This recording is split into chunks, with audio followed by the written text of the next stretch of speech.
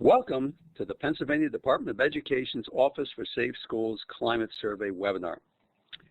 Over the course of the next 30 minutes, we will lead you through the importance of what school climate surveys reveal relative not only to improving student progress, but also to complementing overall school improvement, program effectiveness, as well as staff job satisfaction, retention, parent satisfaction, and involvement, and overall community support. I am Joe Locasena from the Office for Safe Schools.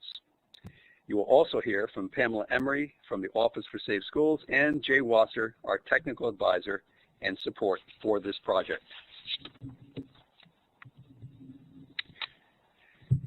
You will also learn about perceptions, how they determine the tone or emotional quality of the school environment, and how perceptions of staff, students, parents, and the larger community influence and are influenced by the way a school does things on a daily basis.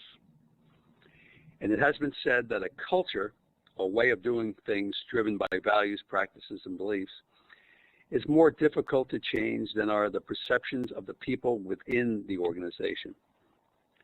But when and if perceptions change, the window of opportunity for change opens.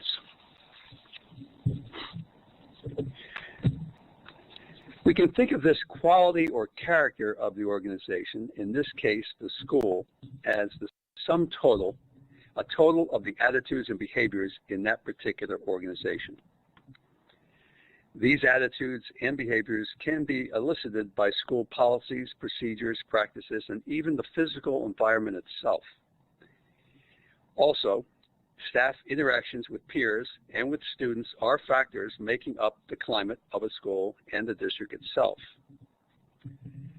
How students experience their own opportunities to become engaged in the classroom and in leadership and extracurricular activities are important factors, as well as the beliefs and attitudes students bring to the schools from their families, social circles, and larger community.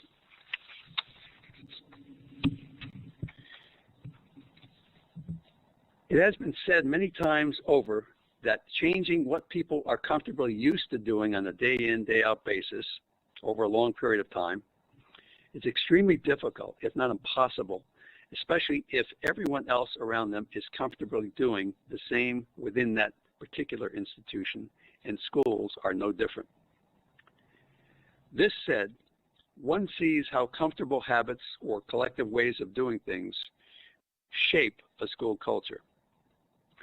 And as stated earlier, for an institution to even begin objectively assessing the effectiveness of what it says it does, it must get feedback from the people who are a part of it. This difference then between what a school district's policies, programs, and procedures say what is supposed to exist versus how staff, students, parents, and community perceive how things really are or operate has been referred to as the reality gap. The school climate survey, used on a yearly basis, then provides the vehicle for measuring the perceptions of all four constituencies to use within its overall improvement plans. How and to what extent perceptions change over time and are remeasured, then results analyzed and goals and approaches revised, determine how a school district will be able to close the reality gap. Perceptions were mentioned earlier on. How a person acts or behaves depends in large part on the experiences he or she had within a given day, a week, and much longer, even over a lifetime. Interestingly, another person might have the same experiences but act or react differently because of how differently he or she perceived those experiences or situations. Maybe the person gained a sense of recognition from the experience. Maybe another didn't. Maybe one person felt a bit overwhelmed or threatened with the same situation in the same place where another felt comfortable and safe. School climate surveys, whether student, staff, parent, or community, in a sense, are really satisfaction surveys. The degree to which the human needs of safety, having a voice, being recognized and valued, feeling a part of the group or organization, etc., are met determines how one perceives reality. it is real for him or her.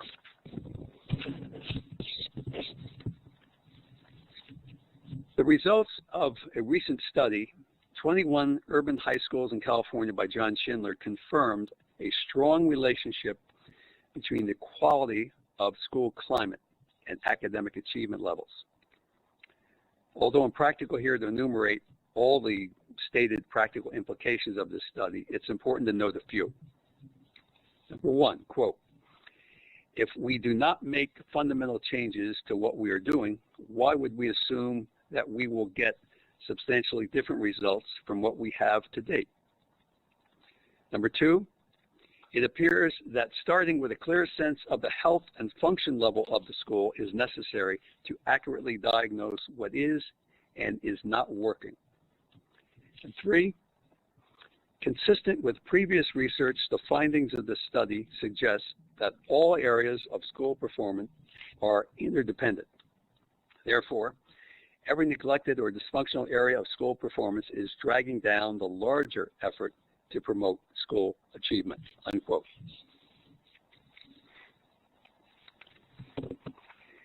Related to what was pointed out earlier, students are more ready to function optimally and focus in the classroom when they feel both psychologically and physically safe, valued and respected for their ideas and opinions, and connected to the school. And it goes without saying that such human needs apply universally, so with students perceiving these needs met and focusing better in the classrooms, the teachers are better able to facilitate learning. And now you will hear from Dr. Pamela Emery.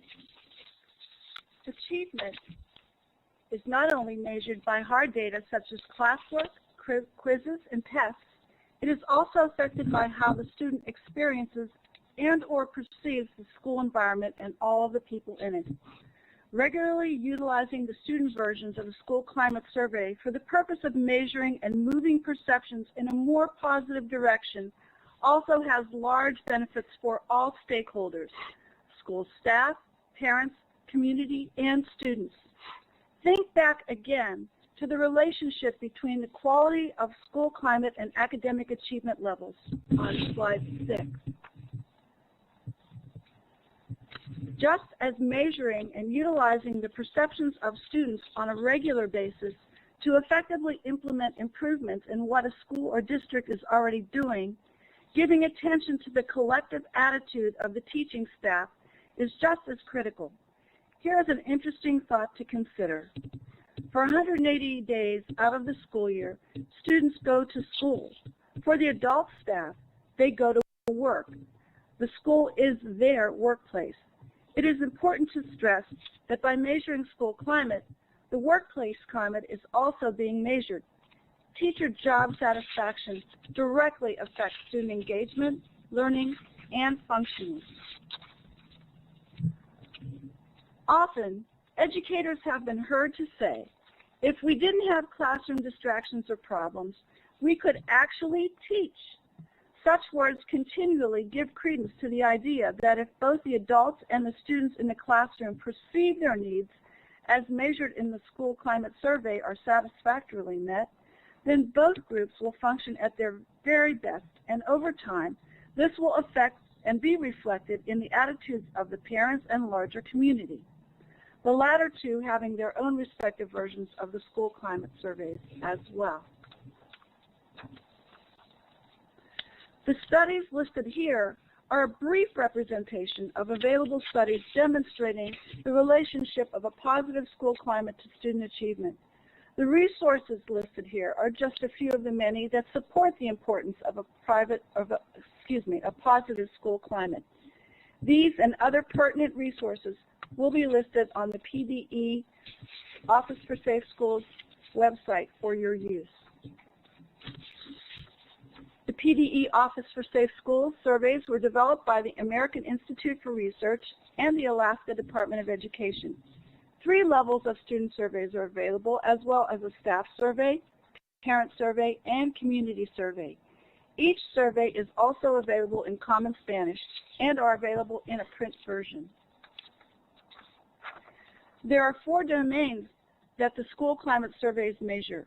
We stress again that the school climate survey of the staff, students, parents, and community members measures how each individual person within their respective group feels or perceives based upon their own experiences in or with the schools, or combined with what they have heard from the experiences of others. As noted earlier, the surveys are available in both English and Common Spanish. They can be printed. There is a bank of additional questions that can be used to customize the surveys to the needs of the school entity. Results of the survey are in real time. Drill down capability is available to better meet the needs of the school entity for use in short and long-term planning. The surveys are housed on a secure website and are the sole property of the school entity. There are no survey windows. The surveys are available to school entities whenever they need them. It is a decision of the schools as to which surveys will be administered. We discussed earlier that the school climate surveys reflect the perceptions of the school climate by the school entity stakeholder groups. We have provided the surveys to support schools with short and long-term planning. They're designed to indicate areas of strength and areas of need within the 4 domains. Next, our technical support person, Jay Wasser, will provide information on how to access and administer surveys.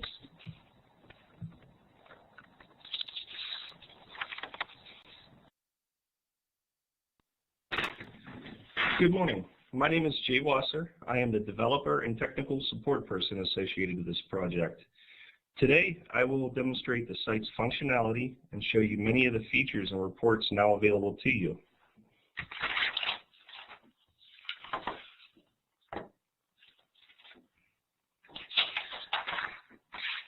The top right-hand corner of the screen is where you, as a LEA administrator, will log on to the site.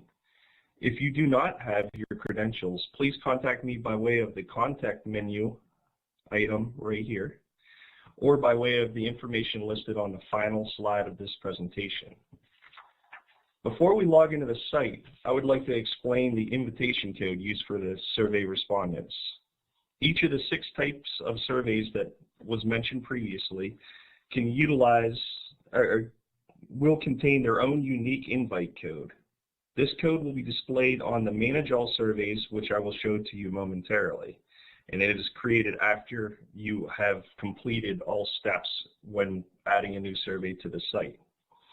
Here is a path at which a survey respondent will follow when answering one of the issued surveys. They will simply click here and enter a provided invitation code.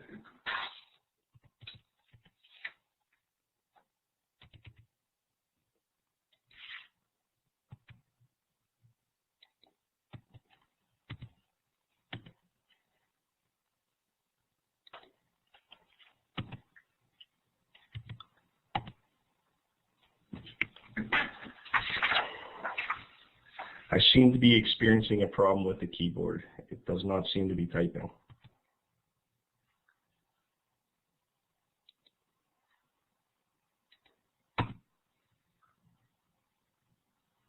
Well, we will skip that particular portion. Basically, you would enter the invite code here, click Apply, and it will take you directly to the form that is needed.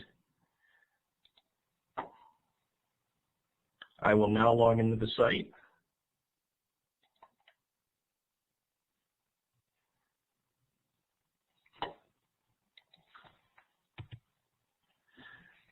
Russ, if you could assist me with typing in a username, it will be 9 9s.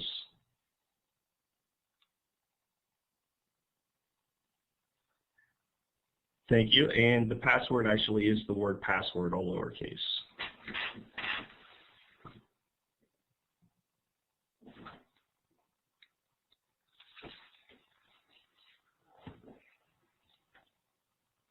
You as the LEA administrator are in full control of the data that you present and the surveys that are given. Initially, we will go to the Survey Printable tab in order to show you the various surveys. These surveys, as had been mentioned previously, are available in English and Spanish.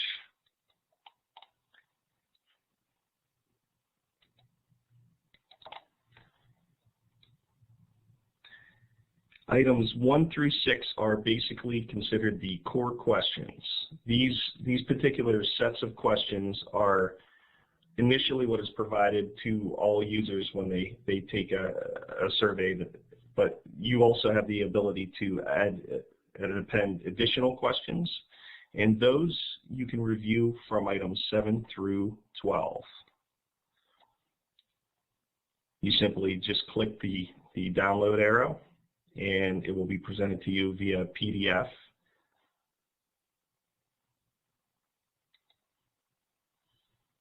Next, we will go to the LEA Administration tab.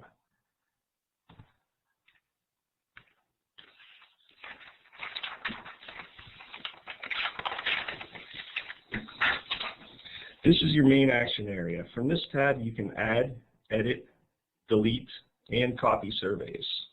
I'll step you through the available actions now. We can add a survey to the site. Simply just choose the type of survey you wish. Choose a time frame. Now, this does have some checks and balances. You can only have one active survey per time period, as listed here, so we will choose a different time period.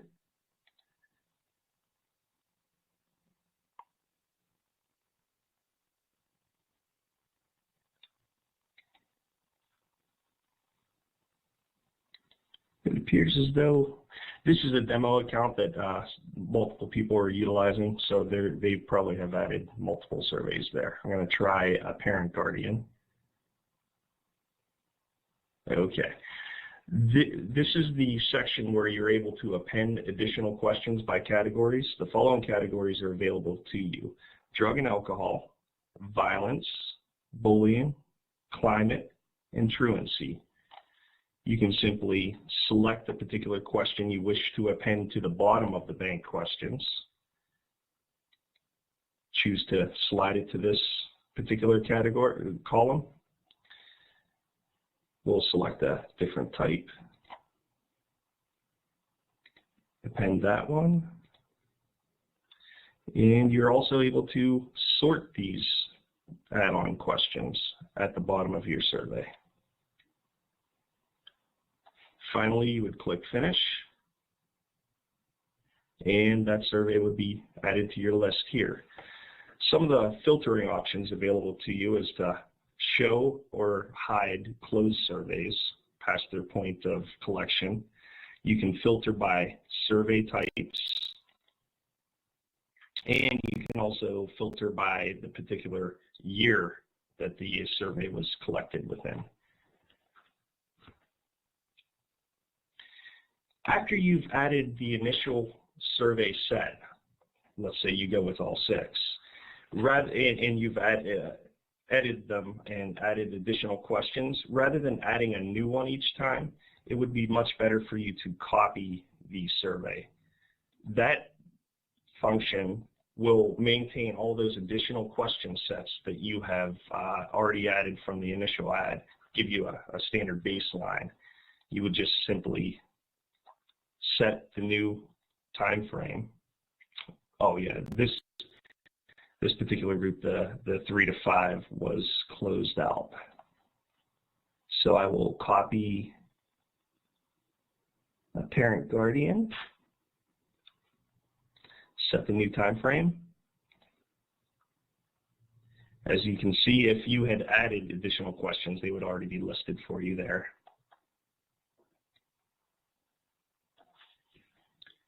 And simply finish. I had mentioned previously an invite code. After the survey has been added, you can see the invite code listed here.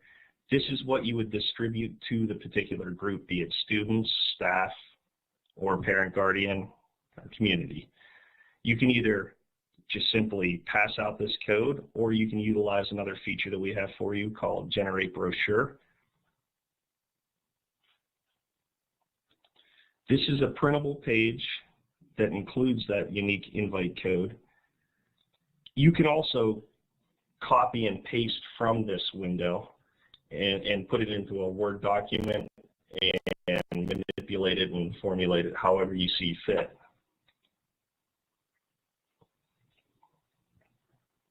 You can also edit various surveys, delete those surveys. Next up would be the export feature. This feature exports all of those additional questions that you've appended to a particular survey. It basically downloads in a CSV format, and it is the raw data that you can analyze totally on your own. There's nothing that we do with that data, as it's not part of the core questions. Finally, our next function is the view report.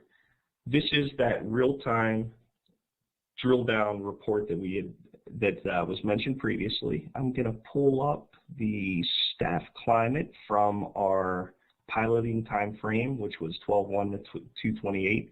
It does include data that will make it a little more interesting. The various levels available to you are statewide, county, district, and then finally individual school.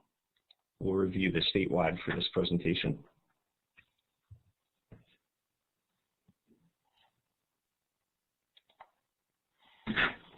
When you generate a report, it includes all data from a matching time frame statewide in this case. You can print this report, and now I will show you just a quick review of how the reports look themselves.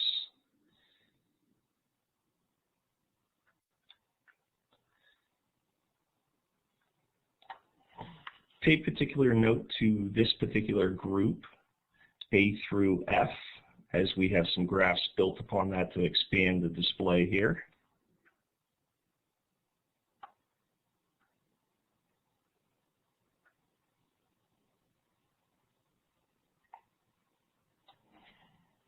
This would relate to that A to F here. And similarly, we do that for all those particular groups.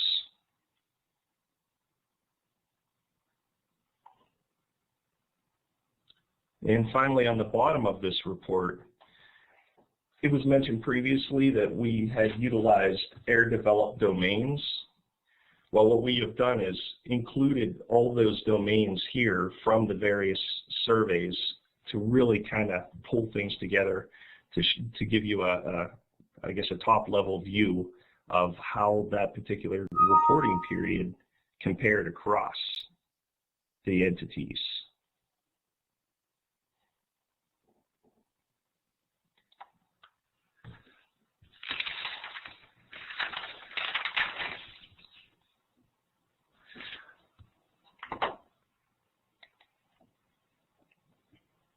Okay, our next section that we'll discuss is the managed classroom or paper-based entry accounts. In the event that your district needs to collect surveys of those users that cannot access a computer outside of school, this is ideally for grades 3 to 5. This particular setup will support multiple computer sessions, and it'll be an unlimited entry of all open surveys that you have created. You, as the LEA administrator, are in full control over these sub-accounts you create.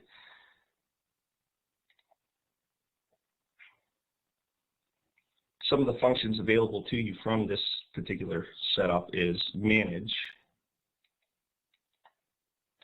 existing users, basically.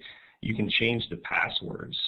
So let's say you have 3 sessions going in a particular district. You want to handle all of your students.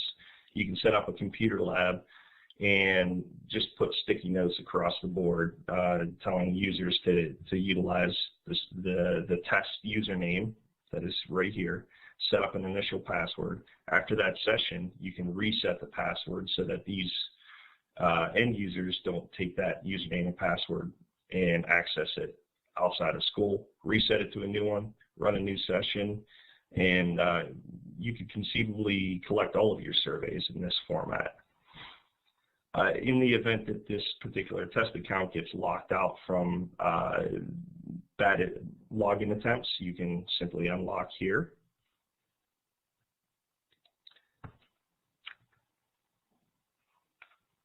You can add additional users, and that particular set of information is pretty small. You just define a username. The email address is not checked, so you can pretty much punch anything in there. The password, confirm, a security question and answer combo, finally a default language, and finally you would create that particular new user. You also have the ability to delete users. And finally, you can log in as a user. That would show you specifically what the classroom account would see. Basically, you would drop out your LAA administration and survey printable, and you would see a new tab here named Climate Surveys. Click that, and it brings up an entry similar to this screen with a click to access the survey.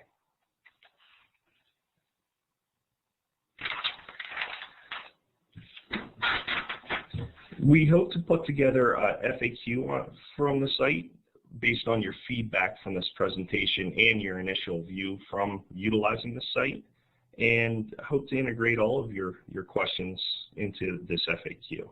Thank you for your time. I will be passing the control back to Pamela now for the remainder of the presentation.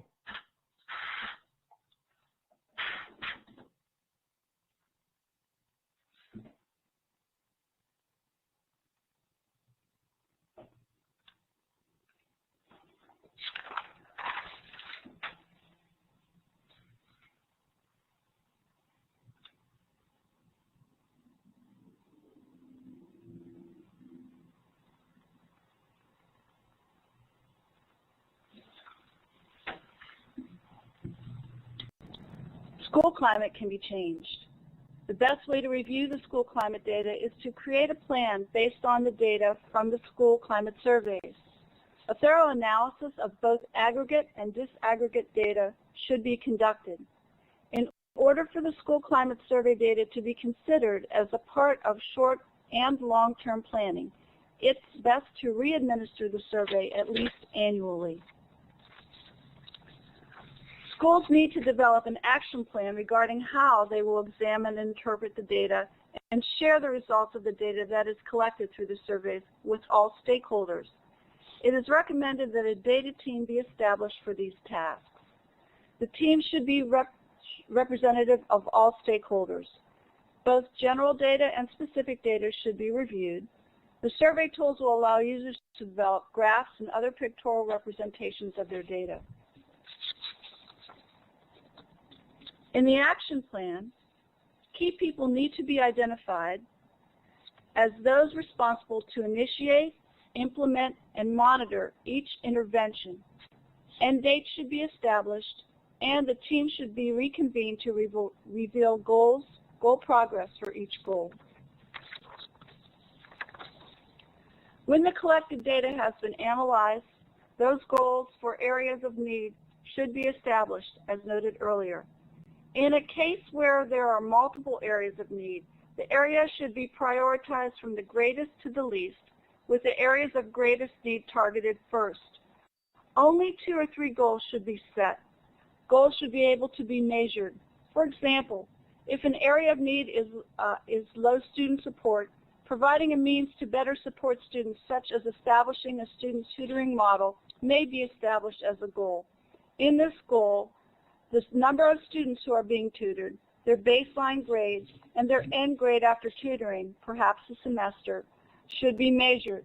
The survey should be re-administered, and the new data should be reviewed against the original data to determine the effectiveness of the intervention. If the intervention doesn't work, change or modify the intervention, but do not change the goal. Thank you for joining the webinar today. This webinar will be archived and available on the Office for Safe Schools website. Should you have additional questions, please feel free to contact us. Thank you.